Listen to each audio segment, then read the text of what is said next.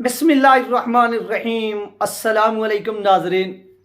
तमाम तारीफ़ ज़ात पाक की जिसने ये कैरा तख्लीक की और दुरूद सलाम आखिरुज़्ज़मान नबी हज़रत मोहम्मद सल्लल्लाहु अलैहि वसल्लम की ज़ात पाक पर जिनकी वजह से ये कैनात तख्लीक की गई। नाज़रीन, आज की वीडियो में हम बात करेंगे सल्यूट ठोक वज़ीर आज़म शहबाज शरीफ की, और उसने जो अमेरिकी सफ़ीर से बात की, क्या बात हुई, ये तमाम चीज़ें इस वीडियो के अंदर शेयर होंगी।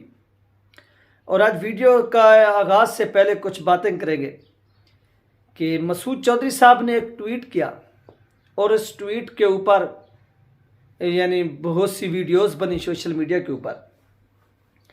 तो कुछ दोस्तों ने क्या किया कि अल्लामा खादिम हुसैन रिजवी रहमतुल्लाह अलैह की यानी पिक्चर लगाकर अपनी डीपी के ऊपर मसूद चौधरी साहब को माँ बहन की गालियाँ दी। इस चीज़ की सबसे पहले तो मैं करता हूँ मजम्मत, और शर्म आनी चाहिए जिसने ये काम किया। इरफान नामी एक बंदा है, उसने ये काम किया, मैं उसका नाम भी ले लेता हूँ।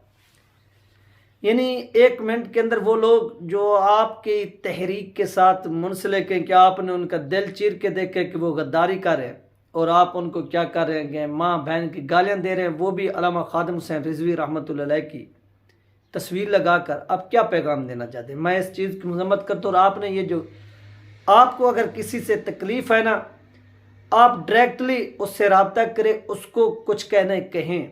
अगर आपको इतनी ज़्यादा भी मसूद चौधरी साहब से तकलीफ़ थी तो आप उनके बारे में बोलते, लेकिन आपने उनकी माँ को गालियाँ दी और उसकी बहन को गालियाँ दी। इस पर आपको शर्म आनी चाहिए, आपको डूब कर मर जाना चाहिए। ये डूब कर मर जाने का मकाम है आपके लिए। वो बंदे, वो लोग जिन्होंने मुश्किल वक्त में आपकी खबरें दी, जब तहरीक लबैक पाकिस्तान का नाम लेना एक जुर्म बन गया था, उस वक्त सोशल मीडिया पर उन लोगों ने खबरें दी, और आज एक ट्वीट के ऊपर आप जाकर उसकी माँ बहन जो है वो एक कर रहे हैं। ये कितनी शर्म का मकाम है, ये कितनी एक बेगैरती का मकाम है। मुझे रोज़ा है इसलिए मैं रोज़े का कुछ रख रहा हूँ, वरना मैं इस शख्स को खुद भी बताता कि जिस तरह से ये गालियाँ दे रहा है, ये इसने गालियाँ देनी है तो बेटा मेरा व्हाट्सएप का नंबर मौजूद है, मुझे आकर तू गालियाँ निकाल, फिर मैं तुझे जवाब देता हूँ कि गालियाँ किस तरह से दी जाती हैं और फिर किस तरह से जो है ना उनको सुना भी जाता है। ठीक है, अगर तू इतनी बड़ा फन खां बना। दूसरा, एक दोस्त ने कमेंट्स किया, वो कमेंट्स मुझे भी मिल गया मेरे बारे में। वो कहता रहा कि इसको एड मिली है और ये तहरीक के खिलाफ वीडियो बना रहे। यार आपको शर्म आनी चाहिए। हमने एड उस वक्त नहीं ली थी जब वजीर दाखिला शेख रशीद था। टीएलपी पर चारों तरफ से तशद्दुद हो रहा था, जुल्म हो रहा था। सोशल मीडिया एक्टिविस्ट कुछ वो बिलियों में जाकर घुस गए थे और कुछ को एफआईए ने उठा लिया था। अयाज शाह साहब को खैबर पख्तूनख्वा से और बहुत से लोग थे इस तरह। तो उस वक्त ये बंदा जो आपके सामने बैठे हुए इस सामने आकर वीडियो बनाता रहा शेख रशीद के खिलाफ, और शेख रशीद का नाम ले लेकर थंबनेल के ऊपर सब कुछ किया, और आज आप मुझे कह रहे हैं कि आपने एड ली है। कितनी शर्म का मकाम है। अगर एड ली होती ना तो हम उस वक्त लेते जब वो वजीर दाखिला था, उसकी हुकूमत थी, और उस वक्त वो खरीद भी रहा था। मुझे याद है मैंने लास्ट वीडियो उस वक्त की थी 2000, जब अल्लामा साद हुसैन साहब के हवाले से लांगमत जा रहा था, तो रेंजर के ऑपरेशन के हवाले से नोटिफिकेशन जारी हुआ, यानी पंजाब में रेंजर तैनात, लाहौर में, इस तरह से। तो मैंने लास्ट वीडियो बनाई, और लास्ट वीडियो बनाने के बाद मैं सो गया था। रात के तकरीबन 11-12 बजे का टाइम था।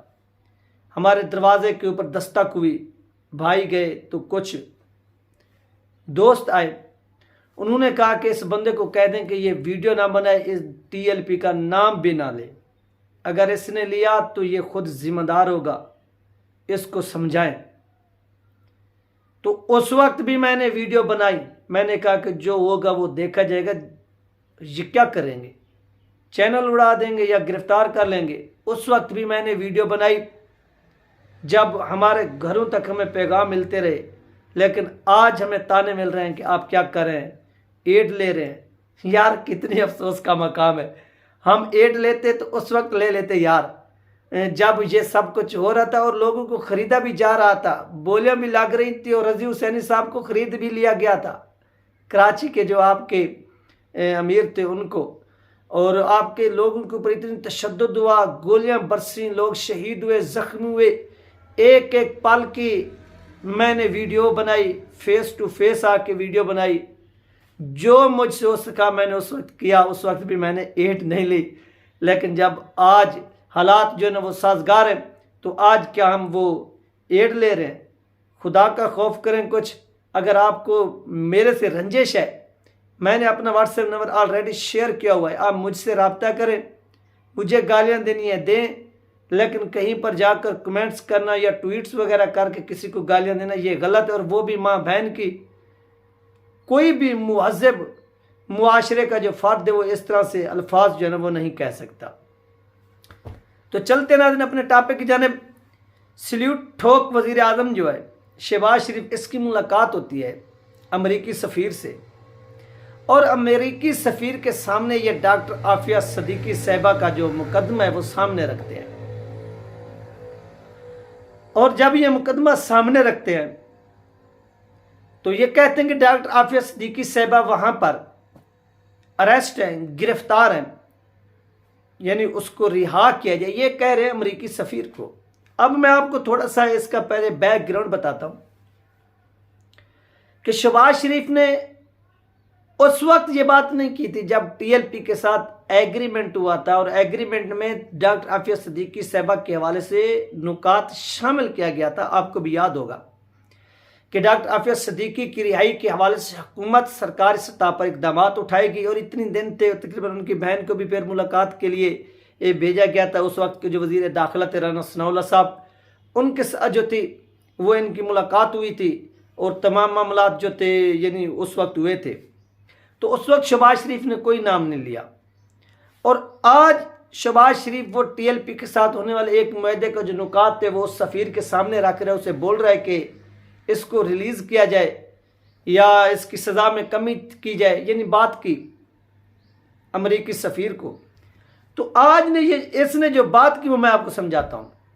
लोगों को बात समझते नहीं है, ऊपर से थंबनेल देखा, थंबनेल की पिक्चर खींची, उसे ग्रुपों में डाला, गालियां दी माँ बहन की, फिर चले गए। ये आजकल लोग कार्रवाई कर, लेकिन वो बीच में वो वीडियोस ओपन करके सुनते नहीं हैं।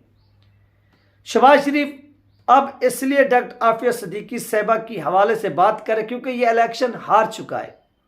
इसको इलेक्शन एस्टेब्लिशमेंट ने जितवाया, इसको वज़ीर आज़म एस्टेब्लिशमेंट ने बनाया, अवाम ने इसको जूते की नोक पे रखा। अवाम के अंदर इसकी जो मकबूलियत है वो 0% है। ये अपनी उस मकबूलियत को बहाल करने के लिए, अवाम के अंदर अपनी मकबूलियत को बहाल करने के लिए ये शख्स ड्रामेबाजी कर रहा है कि जब मैं अमेरिकी सफ़ीर के सामने डॉक्टर आफिया सदीकी का मुकदमा लड़ूंगा, रखूंगा, तो कौम के अंदर मेरी तारीफ होगी और मेरी वाह वेला होगा, बल्ले बल्ले होगी। तो भाई साहब आपकी बल्ले बल्ले नहीं होनी, बल्ले बल्ले उन क्यों नहीं है जिन्होंने गर्मियों के अंदर 27 रोज गुजारे, तपती हुई धूप पर मार्च किया, इस्लामाबाद की तरफ बढ़े, उन्होंने कुर्बानियां दी। ये मेहनत उनकी है, ये मेहनत आपकी नहीं। जब आपको बाजवा साहब ने वज़ीर आज़म बनाया था आप उस वक्त बात करते, आप उस वक्त नहीं की। आज आप बात कर रहे हैं, उसकी रीज़न यही है कि आप आवाम के अंदर मकबूलियत हासिल करना चाहते हैं, और वो भी आप दिल से नहीं। एक होता ना कि दिल से बंदा बात करते कि इस तरह से कि मैं ड्रामेबाजी करूंगा डॉक्टर आफिया सदीकी के हवाले से, फिर मीडिया ये खबरें चलाएगा और आवाम कहेगी कि वाकई यार इसने तो कमाल कर, यानी आवाम के अंदर वो अपनी खोई हुई मकबूलियत को बहाल करने के लिए ये क्या कर रहे हैं, ड्रामेबाजियां कर रहे हैं।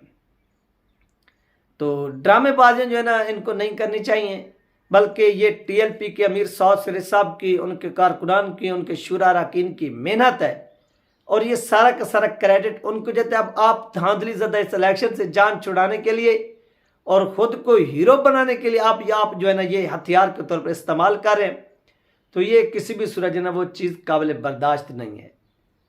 आप हक़ाइक़ कौम के सामने रखें और कौम को बताएं कि इस चीज़ के पीछे आप उस सफ़ीर को कहते हैं कि टीएलपी का हमारे ऊपर प्रेशर है और टीएलपी के साथ हम ये एग्रीमेंट भी कर चुके हैं, इस वजह से मैं ये नुकात आपके सामने रख रहा हूँ डॉक्टर हाफिज सिद्दीकी साहबा के वाले से। तो फिर आपको दुनिया सलूट करती।